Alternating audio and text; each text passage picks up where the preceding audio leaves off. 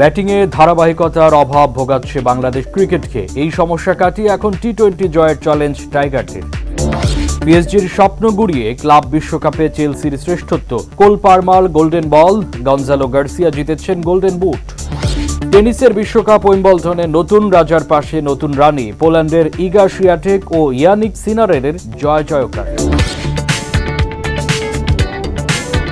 আসসালামু আলাইকুম প্রিয় দর্শক, বাংলা ভিশনের স্পোর্টস বুলেটিন স্পোর্টস টাইমে সবাইকে স্বাগত জানাচ্ছি। আমি মামুন আব্দুল্লাহ।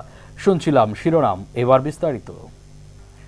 দ্বিতীয় টি-20 ম্যাচে দারুণ জয়ে সিরিজে ঘুরে দাঁড়িয়েছে বাংলাদেশ। অনেক হতাশার পর এই ম্যাচে ব্যাটিং, বোলিং, ফিল্ডিং তিন বিভাগেই দাপুটে পারফরমেন্সে জয় ছিনিয়ে এনেছে টাইগাররা। তবে ব্যাটিংয়ে ক্রিকেটারদের ধারাবাহিকতার অভাব বাংলাদেশ ক্রিকেটের সবচেয়ে বড় সমস্যা। এই সমস্যা কাটিয়ে এখন লঙ্কা জয়ের চ্যালেঞ্জ টাইগারদের। ৩৯তম জাতীয় ব্যাডমিন্টন টুর্নামেন্টের উদ্বোধন। ব্যাডমিন্টনের অনুষ্ঠান হলেও প্রধান অতিথি বিসিবি সভাপতি, বিশেষ অতিথি বাফুফের সিনিয়র সহসভাপতি। স্টেজে সাবেক ক্রিকেটারদের মিলন মেলা। সুযোগ পেয়ে সবাই নেমে গেলেন শাটল হাতে।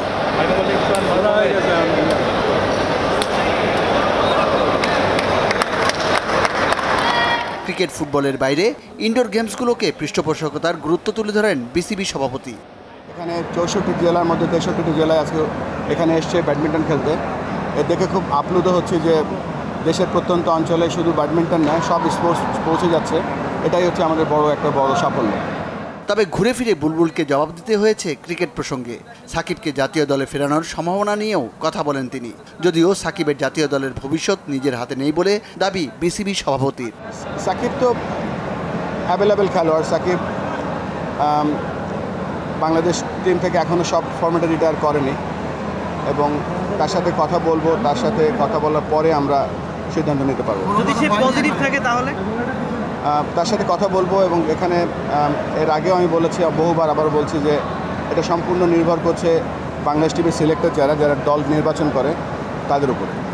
শ্রীলঙ্কার বিপক্ষে দ্বিতীয় টি-20 ম্যাচ জিতে কিছুটা স্বস্তিতে টাইগার ক্রিকেট। তবে ধারাবাহিকতার অভাব চরমে। দল কিংবা খেলোয়াড় এক ম্যাচ ভালো করলে খুঁজে পাওয়া যায় না পরের কয়েক ম্যাচে। মানসিকতাই এই সমস্যার প্রধান কারণ বলে মনে করেন বুলবুল। যে কোনো সাকসেসফুল টিমের কিন্তু সবথেকে বড় যে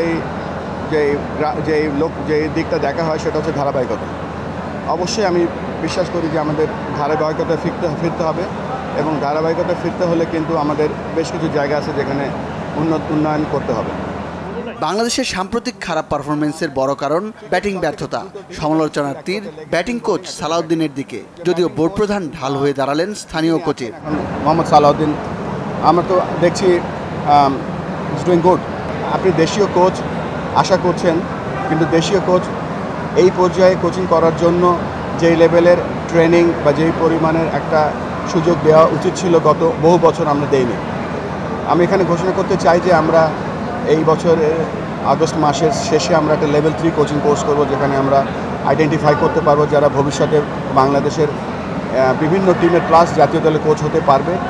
এবারের ব্যাডমিন্টন টুর্নামেন্টে দেশের 63টি জেলা, 10টি করে বিশ্ববিদ্যালয় ও সংস্থা এবং 3টি শিক্ষা বোর্ডের 457 জন শাটলার অংশ নিচ্ছেন। মনির হোসেন খান, বাংলা ভিশন, ঢাকা।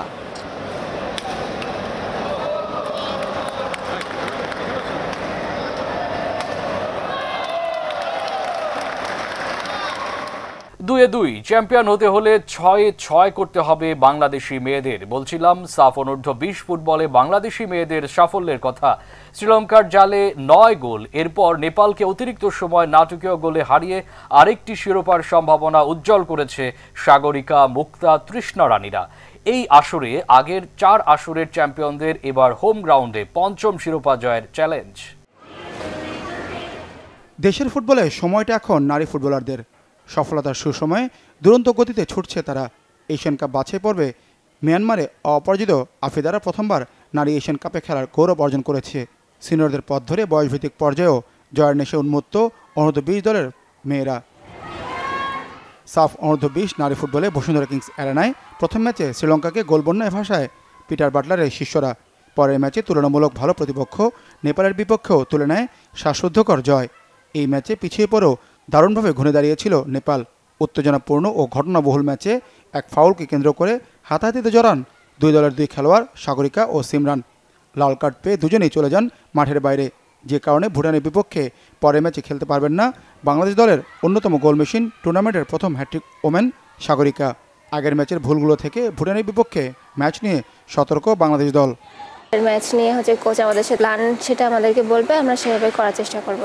দলের পরিস্থিতি আলহামদুলিল্লাহ ভালো, ছোটোখাটো ইনজুরি আছে, এটা থাকবে যেহেতু ম্যাচ খেললে একটু ইনজুরি হয়, তো আলহামদুলিল্লাহ সব মিলিয়ে ভালো। নেপালের বিপক্ষে ম্যাচের পরদিন রিকভারি সেশনে কাটিয়েছে বাংলাদেশ দল। শক্তির বিচারে স্বাগতিকদের চেয়ে দুর্বল ভুটান, তাদের বিপক্ষেও জয়ের প্রত্যাশা আফিদাদের।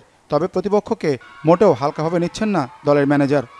আমাদের লক্ষ্য যেহেতু আরও 4টা ম্যাচ আছে, আমরা চাচ্ছি যে প্রতিটা ম্যাচ বাই ম্যাচ ভালো কিছু করে আর কি যেতে। লক্ষ্য তো সবারই থাকে একটা ভালো, আমাদেরও আছে, তবে আমরা পরের ম্যাচটা গুরুত্বপূর্ণ দিচ্ছি। প্রতিটা ম্যাচই আমাদের কাছে গুরুত্বপূর্ণ। ভুটান প্রথম ম্যাচে নেপালের কাছে হারলেও পরের ম্যাচে জয় পায় শ্রীলঙ্কার বিপক্ষে। 4 দলের টুর্নামেন্টে ডাবল লিগে সর্বোচ্চ পয়েন্ট পাওয়া দল জিতবে শিরোপা। মানিক মাহমুদ, বাংলা ভিশন, ঢাকা। টেনিসের বিশ্বকাপ হচ্ছে উইম্বলডন, যেখানে এবার নতুন রানীর পাশে নতুন রাজাকেই পেল টেনিস বিশ্ব। রানী পোল্যান্ডের ইগা স্বিয়াটেকের রাজা হলেন ইয়ানিক সিনার। দুজনই দুর্দান্ত পারফরম্যান্স করে উইম্বলডন জয় করেছেন। ইতিহাস গড়ে ইগা স্বিয়াটেক তার প্রতিপক্ষকে উড়িয়ে দিয়েছেন 6-0, 6-0 সেটে। আর বর্তমান বিশ্বের সেরা 2 তারকার লড়াইয়ে সিনার প্রথম সেট হেরেও দুর্দান্ত কামব্যাকে গড়েছেন ইতিহাস। টেনিসে বছরের তৃতীয় গ্র্যান্ড স্ল্যাম টুর্নামেন্ট উইম্বলডনে এবার নারী পুরুষ 2 এককেই দেখা মিলল নতুন চ্যাম্পিয়নের। পুরুষ এককে ইতালির ইয়ানিক সিনার নতুন রাজা, নারী এককে পোল্যান্ডের ইগা স্বিয়াটেক নতুন রানীর খেতাব পেয়েছেন। অল ইংল্যান্ড ক্লাবের সেন্টার কোর্টে নারী এককের ফাইনালে যুক্তরাষ্ট্রের আমান্ডা আনিসিমোভাকে মাত্র 57 মিনিটে 2 সেটেই 6-0, 6-0 গেমে জিতে অসাধারণ এই রেকর্ড গড়েন ইগা স্বিয়াটেক। ওপেন যুগে উইম্বলডনে নারী ও পুরুষ একক মিলিয়ে এই স্কোর লাইনে ফাইনাল জয়ের এটাই প্রথম নজির। 4টি ফ্রেঞ্চ ওপেন ও একটি ইউএস ওপেনের সঙ্গে ষষ্ঠ গ্র্যান্ড স্লাম হিসাবে স্বিয়াটেকের নামের পাশে যুক্ত হল উইম্বলডন। চার্চ রোডে ঘাসের কোর্টের এই গ্র্যান্ড স্লাম টুর্নামেন্টে পুরুষ এককের ফাইনালে মুখোমুখি হন র্যাঙ্কিংয়ের শীর্ষ 2 খেলোয়াড় ইয়ানিক সিনার ও কার্লোস আলকারাস।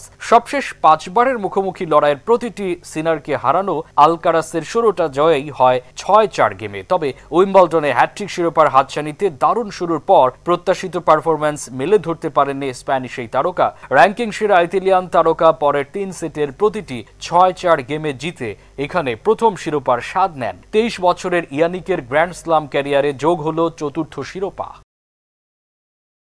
অল ইউরোপিয়ান ফাইনালে উড়ে গেল ইউরোপ সেরা প্যারিস সেন্ট জার্মেইন। যে কোনো বড় আসরের ফাইনালে চেলসি যে অন্য গ্রহের দল, ক্লাব বিশ্বকাপ ফাইনালে তা আবারও প্রমাণ হলো। অতি আত্মবিশ্বাসী কাল হলো লুইস এনরিকের দলের। পরিষ্কার ফেভারিট হয়েও চেলসির ইতালিয়ান কোচ এনজো মারেস্কার দাবার চালে কিস্তিমাত পিএসজি, যেখানে দুরন্ত পারফরম্যান্সে নিজেকে ফুটবল বিশ্বের প্রদীপ হিসেবে তুলে এনেছেন Cole Palmer, the man of the moment. New জার্সির মেটলাইফ স্টেডিয়ামে বাংলাদেশ সময় রবিবার রাত 1টায় মাঠে গড়ায় অল ইউরোপিয়ান ফিফা ক্লাব বিশ্বকাপ ফাইনাল। প্রথমবার উয়েফা চ্যাম্পিয়ন্স লিগ সহ মৌসুমে 4টি শিরোপা জেতা পিএসজিকে চেলসির বিপক্ষে ফাইনালে এগিয়ে রাখা হয়েছিল। তবে ম্যাচ শুরুর 22 মিনিটে চমকটা দেখান চেলসির কোল পালমার। 82,000 দর্শকের সামনে দলকে লিড এনে দেন 23 বছরের এই ইংলিশ উইঙ্গার। গোল খেয়ে এলোমেলো হয়ে যায় পিএসজি। 8 মিনিটের ব্যবধানে দ্বিতীয় গোল হজম করে লুইস এনরিকের দল। নিজেদের অর্ধ থেকে উঁচু করে বাড়ানো বল ধরে প্রতিপক্ষের এক ডিফেন্ডারের বাধা এড়িয়ে বক্সে ঢুকে বাঁ পায়ের আরেকটি নিচু শটে জাল খুঁজে নেন ওই পালমার।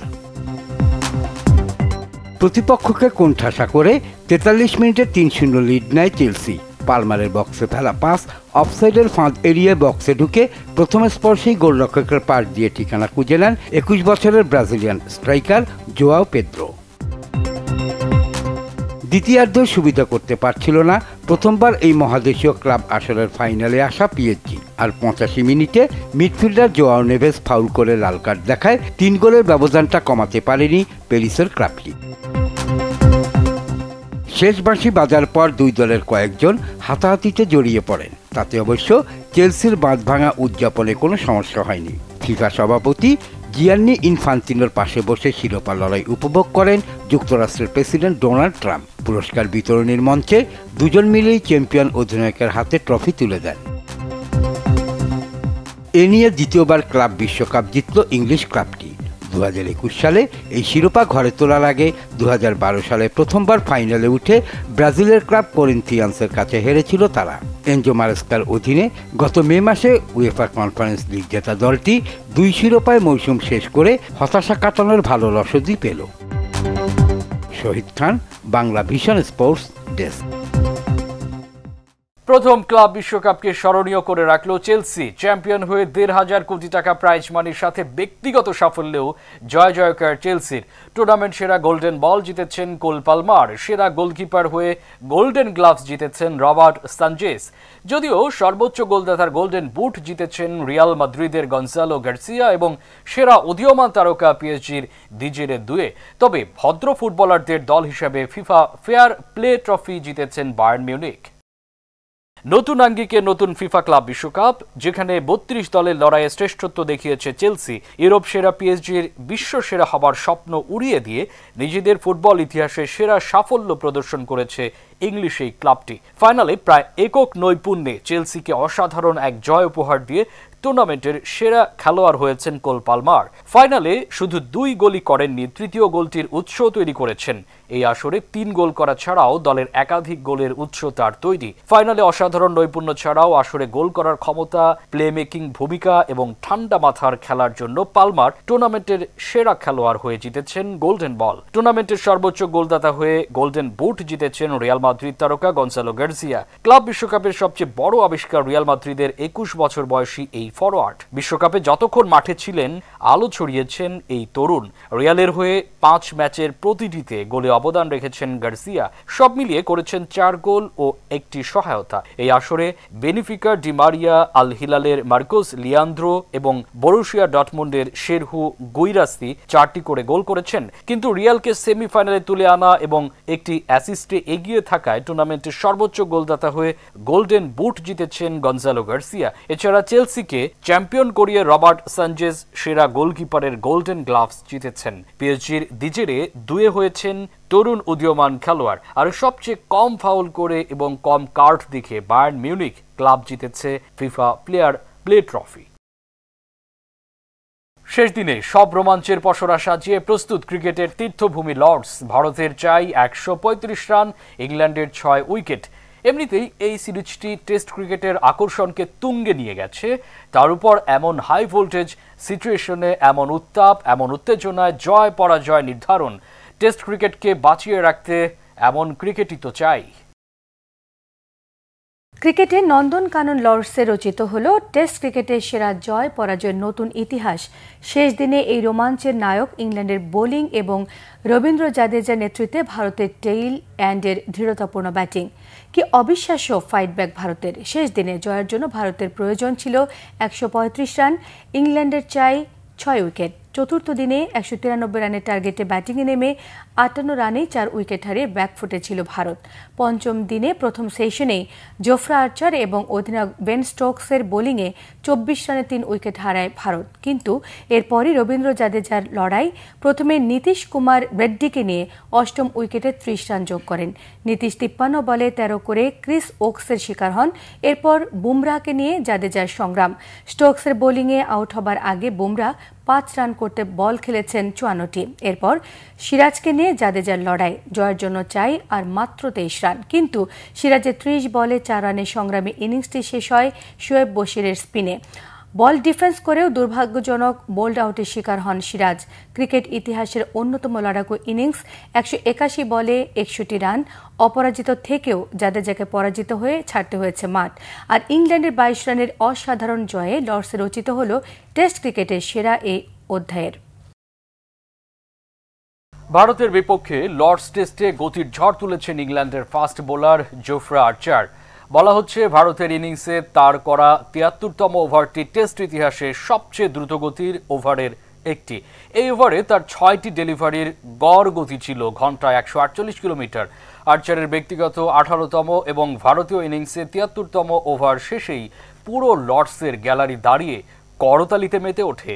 ওভারটিতে 148 কিলো গড়ে বোলিং করেছেন এই ইংলিশ তারকা। প্রতিটি ডেলিভারি করেছেন যথাক্রমে 150, 150, 149, 146, 148 ও 148 কিলোমিটার গতিতে, যা আর্চারের টেস্ট ক্যারিয়ারের সর্বোচ্চ তো বটেই, ক্রিকেট ইতিহাসের সবচেয়ে দ্রুতগতির ওভারের একটি।